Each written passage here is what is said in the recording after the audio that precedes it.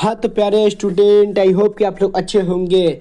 Social science model paper 1 का आज चौथा क्लास है। मॉडल पेपर 1 में 80 प्रश्न हैं। तो इससे पहले मैं 3 क्लास करवा चुका हूँ। मैं प्रत्येक क्लास में 20 ऑब्जेक्टिव करवाता हूँ। तो आज उसका चौथा क्लास है। तो चलिए देखते हैं 61 नंबर सवाल आपको क्या कहता है। अगर आप पीछे वाला क्लास नहीं देखे हैं तो मेरे यूट्यूब चैनल पे वीडियो उपलब्ध है, आप जाके उसे देख सकते हैं। चलिए देखते हैं 61 नंबर सवाल क्या कहता है। किस नदी को बिहार में बाढ़ का मुख्य कारण माना जाता है? किस नदी को बिहार में बाढ़ का मुख्य कारण माना जाता है? इसका आंसर हो जाएगा सी, कोसी नदी को माना जाता है। चलिए देखते हैं 62 नंबर सवाल आपको क्या कहता है। इन प्राकृतिक आपदाओं में से कौन बिहार को प्रतिवर्ष प्रभावित करता है? इन प्राकृतिक आपदाओं में से कौन बिहार को प्रतिवर्ष प्रभावित करता है? इसका आंसर हो जाएगा डी, बाढ़ प्रतिवर्ष प्रभावित करता है बिहार को। चलिए देखते हैं 63 नंबर सवाल क्या कहता है। अधिकेंद्र का संबंध इनमें से किससे है? अधिकेंद्र का संबंध इनमें से किससे है? इसका आंसर हो जाएगा सी, भूकंप से है अधिकेंद्र का संबंध। चलिए देखते हैं 64 नंबर सवाल क्या कहता है। भारत में जनसंख्या की दृष्टि से बिहार का कौन सा स्थान है? भारत में जनसंख्या की दृष्टि से बिहार का कौन सा स्थान है? इसका आंसर हो जाएगा सी, तीसरा स्थान है बिहार का भारत में जनसंख्या की दृष्टि से। चलिए देखते हैं 65 नंबर सवाल आपको क्या कहता है। प्रति व्यक्ति आय को इनमें से किस नाम से जानते हैं? प्रति व्यक्ति आय को इनमें से किस नाम से जानते हैं? औसत आय के नाम से जानते हैं। इसका आंसर हो जाएगा डी, औसत आय के नाम से जानते हैं प्रति व्यक्ति आय। चलिए देखते हैं 66 नंबर सवाल आपको क्या कहता है। विनिमय की प्रारंभिक अवस्था में व्यापार किस पर आधारित था?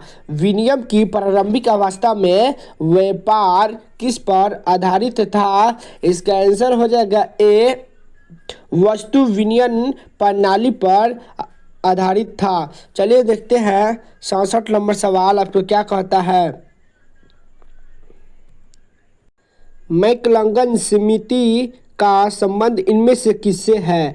मैक्लंगन समिति का संबंध इनमें से किससे है? मैक्लंगन समिति का संबंध इनमें से किससे है? इसका आंसर हो जाएगा बी,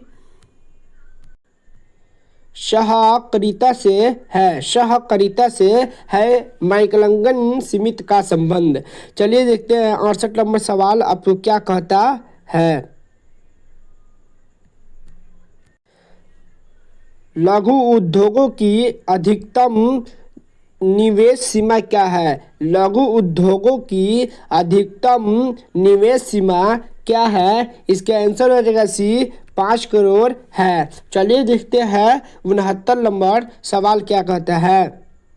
नीति आयोग का पदेन अध्यक्ष कौन है? नीति आयोग का पदेन अध्यक्ष कौन है? इसका आंसर हो जाएगा बी, प्रधानमंत्री है। चलिए देखते हैं 70 नंबर सवाल आपको क्या कहता है। मानव परिश्रम से अर्जित धन क्या कहलाते हैं? मानव परिश्रम से अर्जित धन क्या कहलाते हैं? इसका आंसर हो जाएगा ए, आय कहलाते हैं। चलिए देखते हैं 71 नंबर सवाल आपको क्या कहता है। भारतीय रिजर्व बैंक का राष्ट्रीयकरण कब हुआ था? भारतीय रिजर्व बैंक का राष्ट्रीयकरण कब हुआ था? इसका आंसर हो जाएगा सी, 1949 ईस्वी को हुआ था भारतीय रिजर्व बैंक का राष्ट्रीयकरण। चलिए देखते हैं 72 नंबर सवाल आपको क्या कहता है। इनमें से कौन सामाजिक आधारभूत संरचना का भाग है? इनमें से कौन सामाजिक आधारभूत संरचना का भाग है? इसका आंसर हो जाएगा सी, शिक्षा।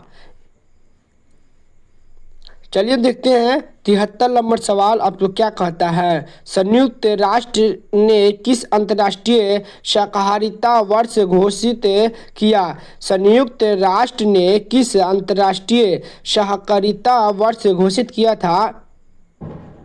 संयुक्त राष्ट्र ने किसे अंतर्राष्ट्रीय सहकारिता वर्ष घोषित किया था? इसका आंसर हो जाएगा सी, 1912 ईस्वी में घोषित किया गया था। संयुक्त राष्ट्र ने किसे अंतर्राष्ट्रीय सहकारिता वर्ष घोषित किया गया था? 1912 ईस्वी में किया गया था। चलिए देखते हैं 74 नंबर सवाल आपको क्या कहता है। उपभोक्ता अधिकारों की घोषणा सर्वप्रथम कहाँ की गई थी? उपभोक्ता अधिकारों की घोषणा सर्वप्रथम कहाँ की गई थी? इसका आंसर हो जाएगा सी, अमेरिका में किया गया था सर्वप्रथम उपभोक्ता अधिकारों की घोषणा। चलिए देखते हैं 75 नंबर सवाल क्या कहता है। विश्व की विभिन्न अर्थव्यवस्थाओं को एक दूसरे से जोड़ने वाली प्रक्रिया को क्या कहते हैं?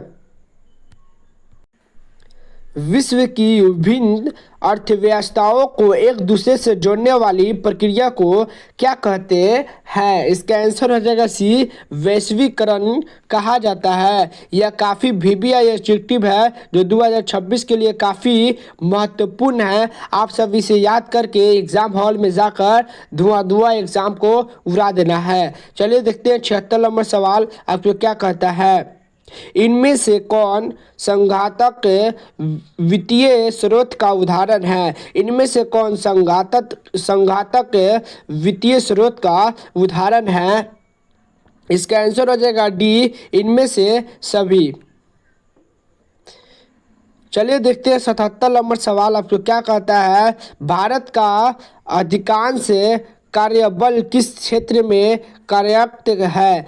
भारत का अधिकांश कार्यबल किस क्षेत्र में कार्यरत है? इसका आंसर हो जाएगा ए, प्राथमिक क्षेत्र में सबसे ज़्यादा भारत कार्यबल देता है। चलिए देखते हैं 78 नंबर सवाल आपको क्या कहता है। भारत में मौद्रिक नीति का निर्धारण कौन करता है? भारत में मौद्रिक नीति का निर्धारण कौन करता है? इसका आंसर हो जाएगा सी, भारतीय रिजर्व बैंक करता है। चलिए देखते हैं 79 नंबर सवाल आपको क्या कहता है। भूमि विकास बैंक को पहले किस नाम से जाना जाता है? भूमि विकास बैंक को पहले किस नाम से जाना जाता था? भूमि विकास बैंक को पहले किस नाम से जाना जाता था? इसका आंसर हो जाएगा बी, भूमि बंधक बैंक के नाम से जाना जाता था। भूमि बंधक बैंक के नाम से जाना जाता था। चलिए देखते हैं आखिरी सवाल क्या है। 80 नंबर यानी आखिरी सवाल क्या है। इनमें से किसे जामा में कोई ब्याज नहीं मिलता है? इनमें से किस जामा में कोई ब्याज नहीं मिलता है? इसका आंसर हो जाएगा डी, चालू जामा में कोई ब्याज नहीं मिलता है। आज सोशल साइंस मॉडल पेपर 1 का पूरा क्वेश्चन समाप्त हो गया है। 80 क्वेश्चन था मॉडल पेपर 1 सेट का, 80 क्वेश्चन था, 80 क्वेश्चन हम करा दिए हैं। आप लोग इसे याद करके एग्ज़ाम हॉल में जाकर धुआं उड़ा दीजिएगा एग्ज़ाम को। आज का क्लास आपको कैसे लगा कमेंट बॉक्स में बताइएगा। और आप मेरे चैनल में नए हैं तो मेरे चैनल को सब्सक्राइब करके बेल आइकन को ऑन कर दे ताकि मैं रोज़ ऐसे क्लास लाऊं और आपके पास पहुंच जाए। इसके बाद मैं मॉडल पेपर दूसरा का चालू करूंगा